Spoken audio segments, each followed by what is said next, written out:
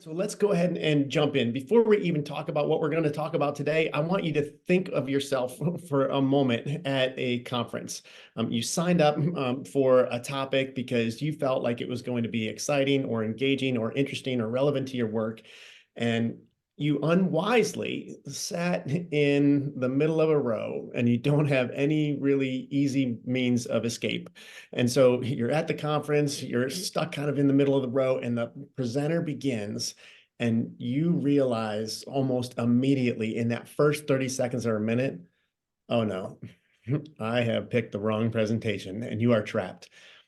How was it that you were able to tell within those first 30 seconds or 1 minute? Go ahead and unmute for a second and just join in. You've all been there before. You've had someone step up at a presentation and they begin and you realize, oh my gosh, how long is this going to be? What are some of those reasons that you can tell almost immediately right out of the gate?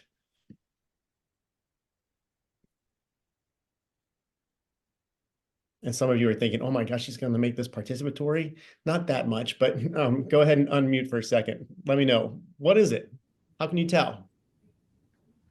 It was a dry presentation. They didn't have much personality. Thank you, Jessica. That's right. Yeah. So someone is just dry. They're kind of flat. What else? Any other reasons? Sometimes there's just no compelling information at the beginning that's kind of their hook. It's gonna grab your attention right away. Yeah, no hook at the beginning. Thank you, Jill.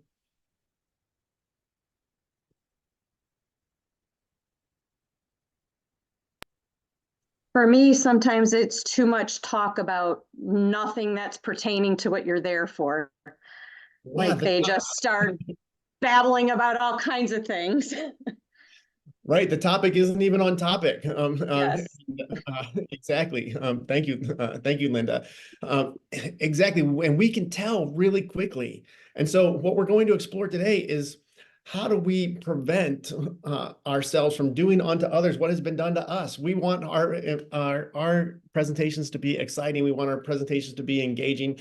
We want to be able to connect with the audience. And we're going to look at all of ways to do that today.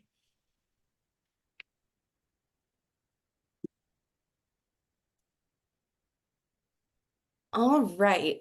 So one of the really important things that we always start out with is agenda review. It's a best practice. And so what are we covering today? We are going to cover how to orchestrate a strong presentation. We will go through some best practices and tips and key components of what makes a really compelling presentation. And that should be the first step when you're working on putting your presentation together.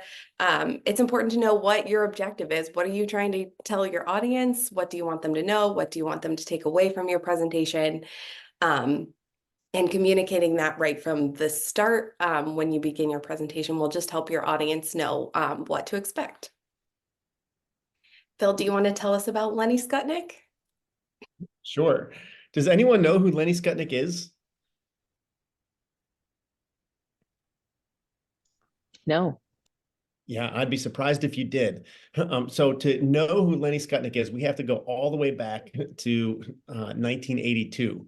And so on January 13th, 1982, Air Florida Flight 90 was taking off from Washington International Airport in a snowstorm. And almost immediately after that flight left the runway, it began to lose altitude and it crashed into Interstate 395 bridge in Washington, D.C. and plunged into the Potomac River. It was winter. It was a snowstorm. There were ice flows coming down the river, and it made the rescue efforts extremely difficult. And so, because the ice flows and those frigid waters, they were trying to rescue some survivors that were escaping from the plane with a helicopter and rope, and the rope was hanging down. And one particular passenger who was able to escape from the plane grabbed hold of the rope. Her name was Priscilla Torrado, and she wasn't strong enough to hang on to the rope. And so, as soon as she began to be pulled away, she fell into the river. Fortunately for her, there was a worker from the U.S. Congressional Budget Office who was a bystander. There were many, many people that came to the edges of the river and came to the crash site that were trying to help but couldn't get to the plane. And that was Lenny Skutnik. And he was on the banks of the river, and he saw Priscilla Tirado fall into the river, and he didn't hesitate for 1 second. He dove into the water, swam out between the ice floes, and then pulled her to shore, and he saved her life. And that wasn't the end of when we heard about Lenny Skutnik, though.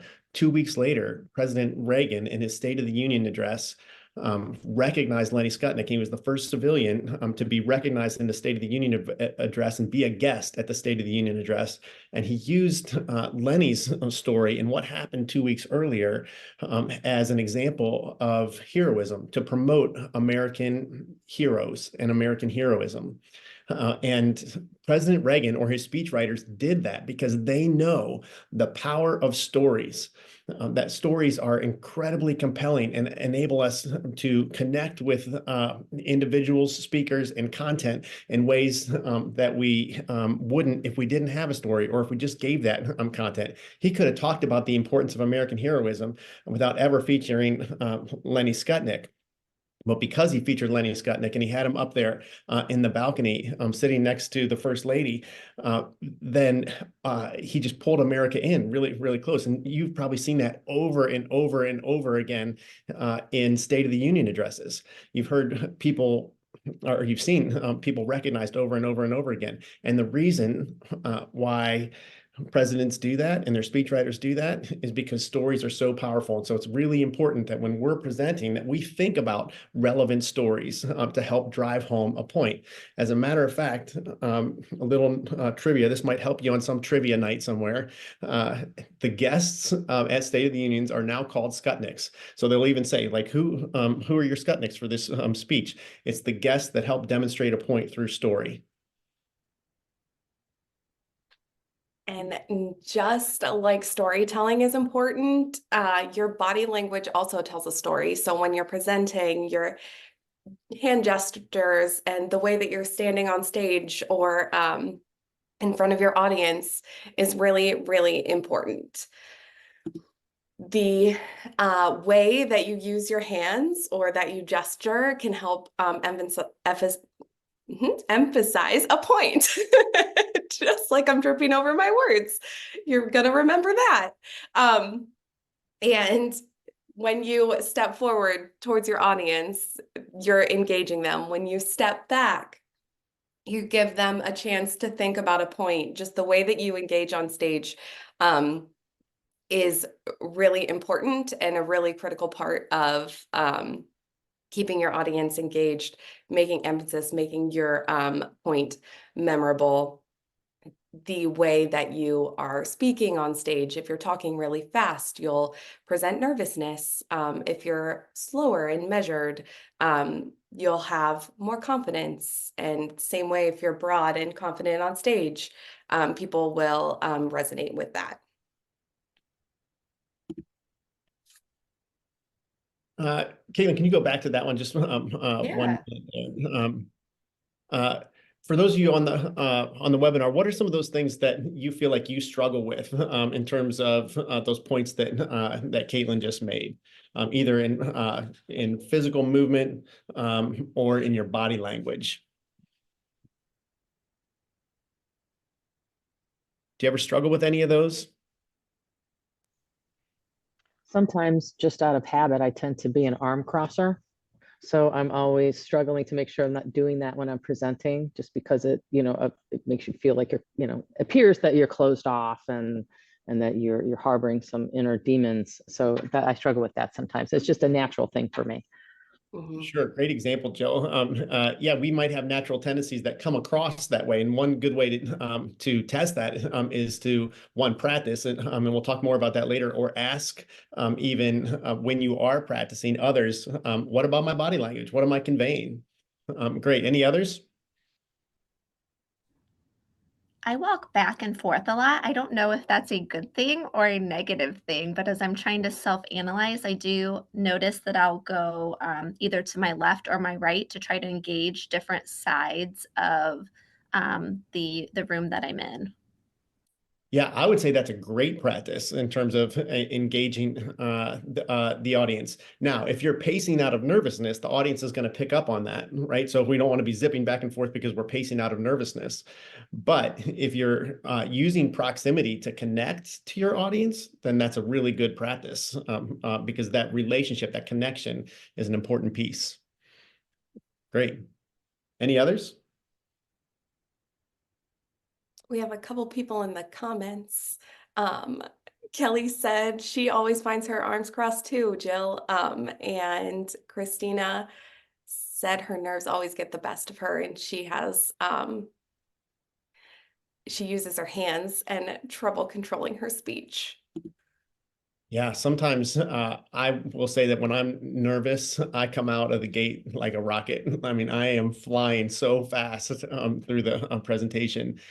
You may have even heard a little bit of that today. I'd often start a presentation so quickly, and I just have to remind myself to slow down while I'm geared up for the presentation. Not everyone in the audience is geared up at that same pace, and it's kind of distracting. So I need to remind myself to slow it down. Good. Any others? All right, let's keep moving. Right. So interactive experiences, again, ways to engage the audience. So sometimes asking rhetorical questions or using individuals' names or asking regular questions of the audience. We've already had you participate a little bit in this presentation.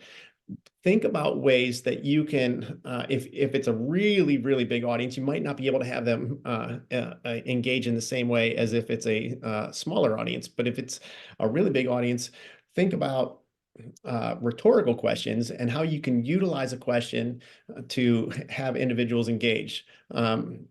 It's the advantage of asking questions or even rhetorical questions are that it requires their brains to click on to answer that.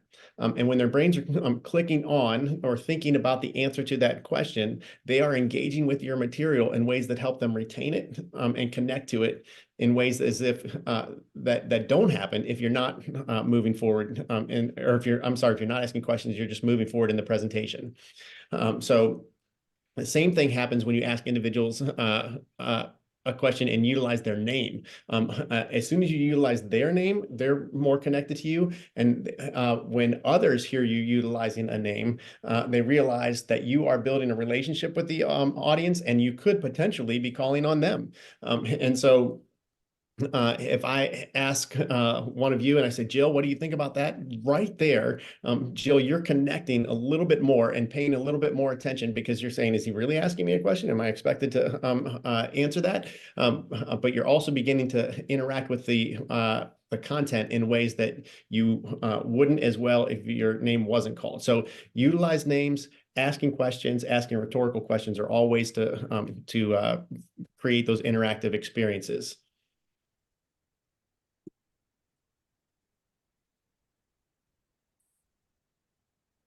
Oh, this is still me. I apologize, Kaitlin.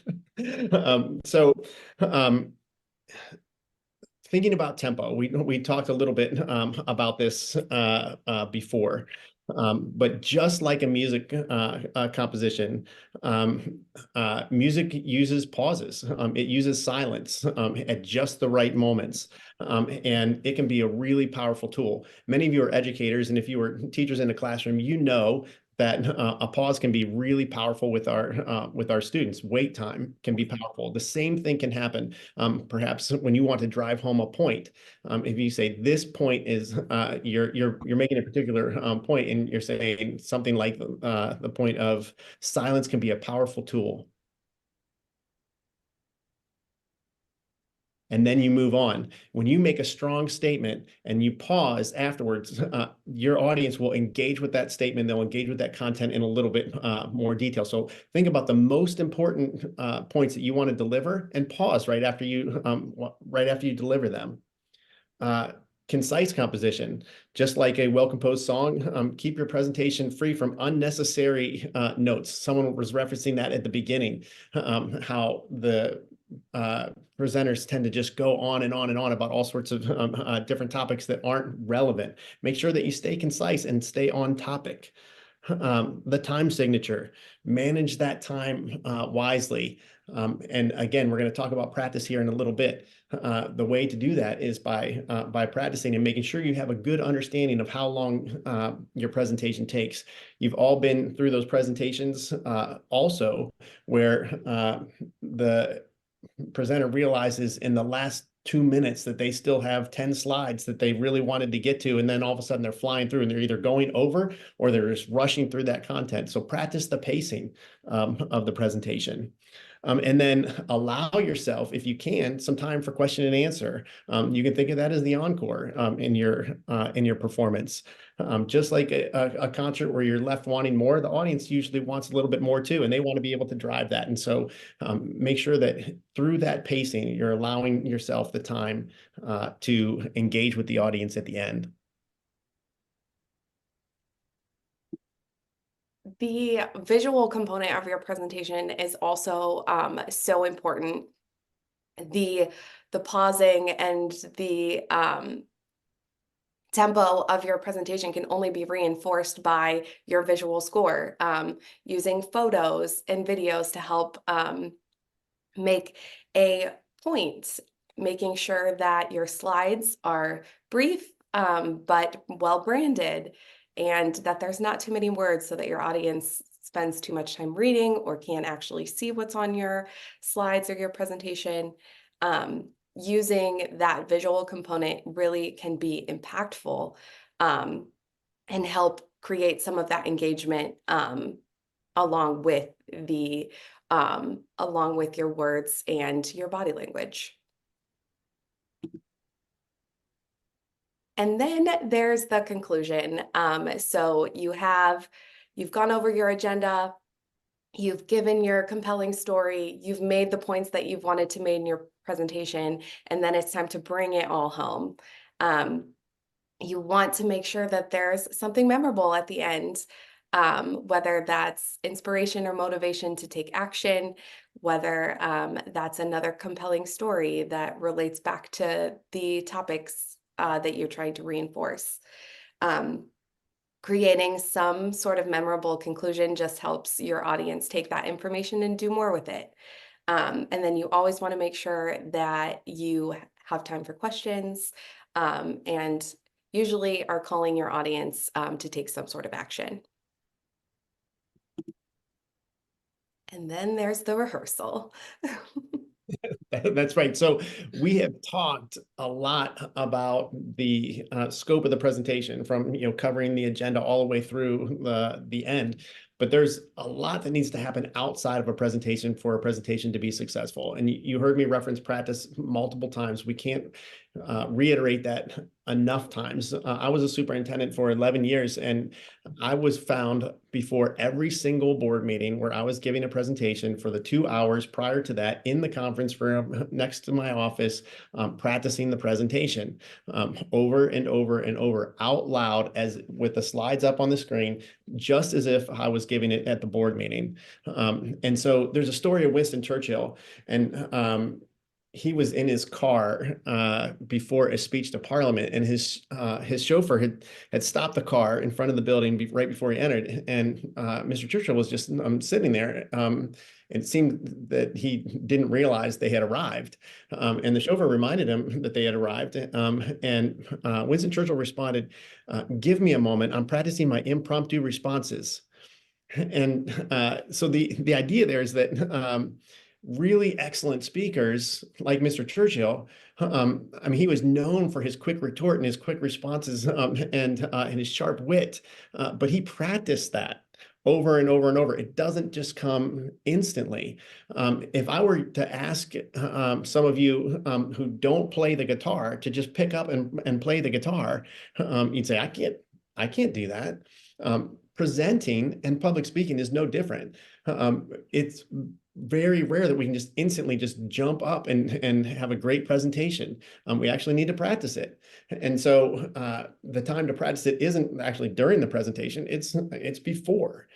So rehearse, practice over and over and over again. And then if it's a presentation that you have the benefit of giving multiple times, it will become much more polished over time. If it's just a one and done, then you need to try to front load that with even more practice in order to polish that presentation.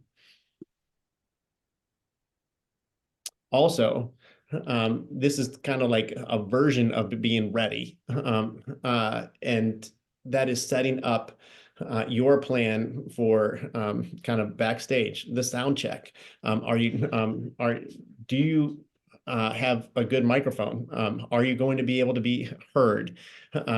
Is your presentation compatible with what you're going to be presenting on?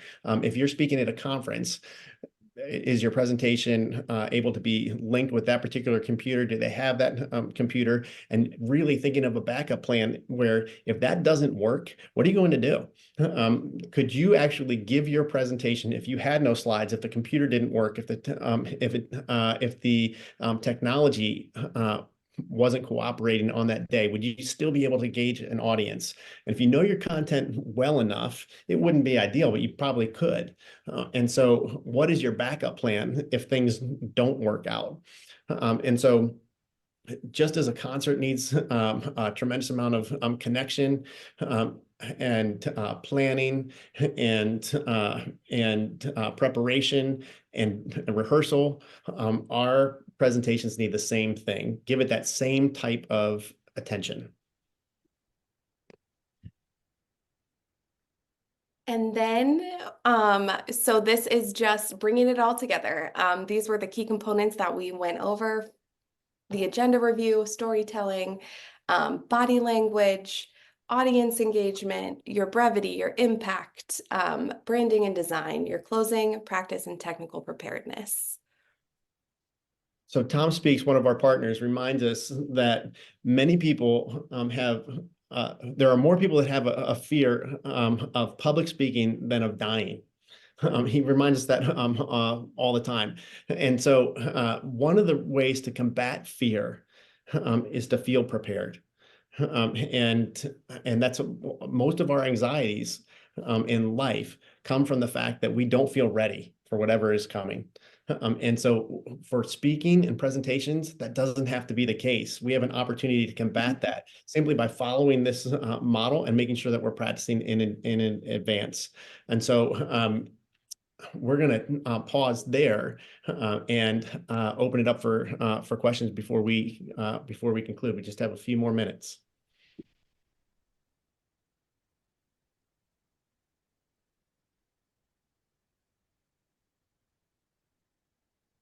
How about feedback? Anything you want to reiterate?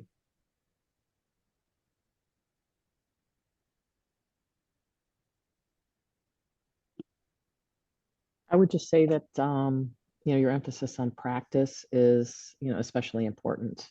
I feel like I'm a seasoned presenter and I don't ever feel nervous when I'm presenting, but I always feel more prepared and more at ease if I've rehearsed, I have everything ready to go. So I really spend a lot of time, hitting the stuff in the background and making sure I've got backups and I'm super prepared. Yeah, thank you, Joe. I appreciate that. As you guys can tell, I have a lot of vocalized pauses. I have a lot of uhs and ums. And sometimes when I know my content really, really, really, really well, some of that goes away.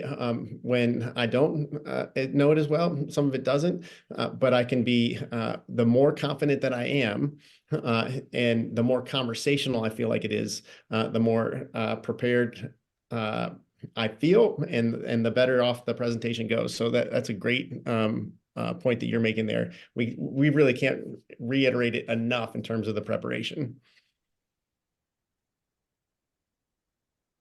Do you have a resource in which we can find compelling stories if we don't have any personal ones to share of our own? I don't necessarily have a resource, but I can tell you that just reading, looking for just reading a lot and thinking about what am I reading, and are there ways for me to tie in what I'm reading, whether it's recent news articles, whether it's journals, whether it be something on social media that connects on the topic, even just sharing something as a story as simple as I was looking at a social media post last week about deep fakes, and so I was learning about a place where I'm not doing a very good job, Jessica, of explaining this one, but I saw an article last week about an assistant principal who was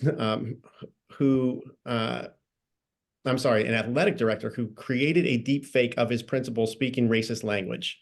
And so you could share that story with a group if you were talking about something along those lines, about deep fake. So it's like something that happened in the news that was a real life example. You could look for stories in history.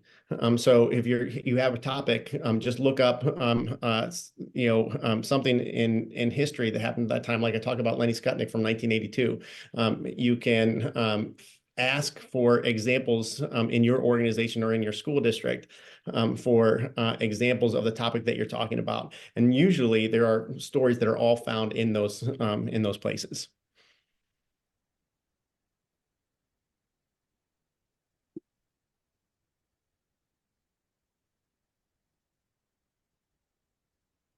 Any others? I want to thank you all for tuning in to today's webinar. Here's what we want you to know. Presentation, like any other skill or talent, can be developed through practice and by following particular models. And we gave you that script today in terms of following the agenda, utilize stories, pay attention to your body language, engage with your audience, be brief and pay attention to your timing. Make sure that you have a powerful closing. Practice, practice, practice, and make sure that you're technically prepared as well. You can absolutely do this. If you have any doubts in your mind, just make sure you follow that script and you prepare and practice. Ask for some feedback from others about how you're doing, and then give yourself a little bit of confidence. Make sure you stand up and go for it.